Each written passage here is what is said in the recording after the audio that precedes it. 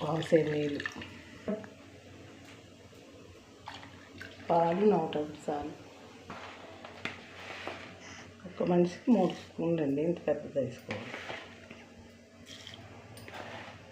నాకైతే ఇది సరిపోతుంది, మీకు కావాలంటే ఇంకా వేసుకోవచ్చు. తీసుకెళ్ళిపోయి మీద పెడుతుందండి. అన్నీ కలబెట్టేసి అలా పెట్టేసుకుంటే సిమ్మే పెట్టేసావు అనుకో 5 నిమిషాలకు అదే ఉడుకుంటుంది. మధ్యలో వచ్చి ఒకసారి గట్టిగా తిప్పుకుంటే సరిపోతుంది.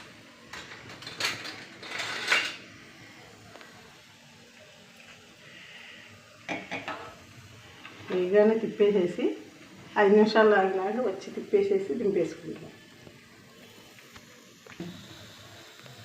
మధ్యలో కలుపుకుంటూ ఉండాలండి. ఇలా అయితే నెలకు 5 కిలోలు తగ్గుతారండి. ఇంకా ఉడుకుతూ ఉందండి. ఇంకా కొంతసేపట్లో మన వేడి వేడి ఓట్స్ తినడానికి రెడీ అయిపోతుంది. Stay tuned. మధ్యలో మళ్ళీ వచ్చి కలుపుకోవాలండి. అలా మా నాన్నమ్మ కలుపుతూ ఉంటారు. ఇప్పుడు స్టవ్ ఆఫ్ చేసేసుకున్నామండి. వేడి వేడి ఓట్స్ తయారైపోయినాయి. ఇప్పుడు బౌల్లోకి వేసుకొని మా నాన్నమ్మ ఎలా ఉందో తిని చెప్తారు. వెయిట్ ఇంకా కొంచెం కలిపితే తయారైపోతుంది.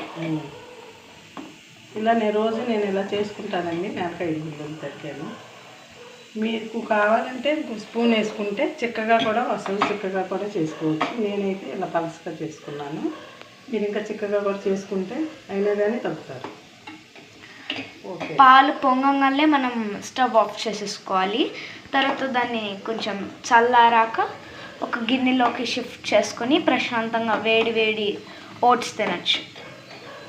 సో గాయస్, ఇప్పుడు మన వేడి వేడి ఓట్స్ రెడీ అయిపోయింది. మా నాన్నమ్మ తిని చూపిస్తారు. ఓకే నాన్నమ్మ, ఎలా ఉందో తిని చెప్పు.